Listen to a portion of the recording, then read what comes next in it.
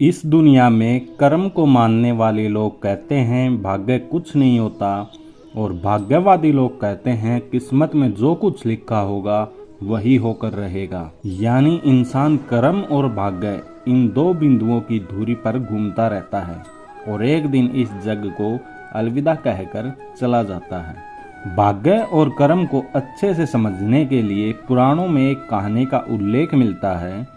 एक बार देवर्षि नारद जी बैकुंठ धाम गए।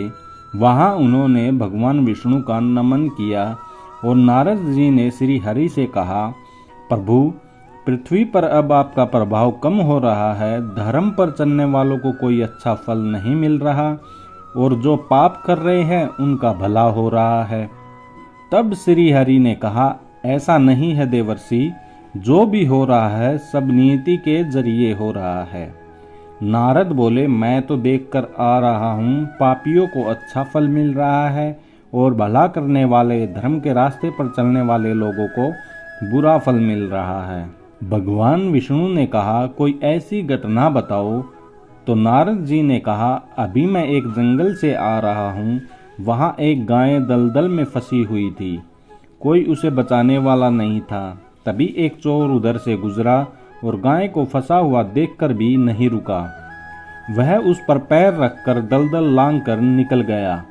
आगे जाकर चोर को सोने की मोहरों से भरी एक थैली मिली। थोड़ी देर बाद वहां से एक वृद्ध साधु गुजरा।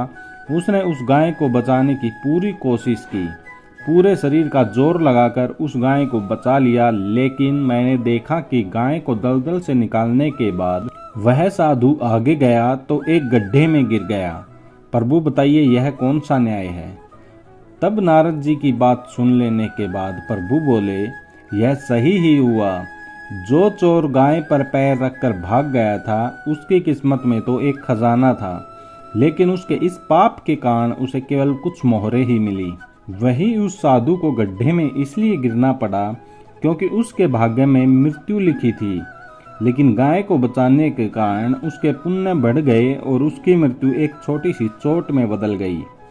इंसान के कर्म से उसका भाग्य तय होता है और इंसान को कर्म करते रहना चाहिए, क्योंकि कर्म से भाग्य बदला जा सकता है। भाग्य के भरोसे बैठना सबसे गलत बात है। व्यक्ति को कर्म प्रधान होना चाहिए। इसी पर गुरु चाणक्य ने कहा है, कुछ लोग कहते हैं कि जब किस्मत ही सब कुछ है तो मेहनत करना बेकार है।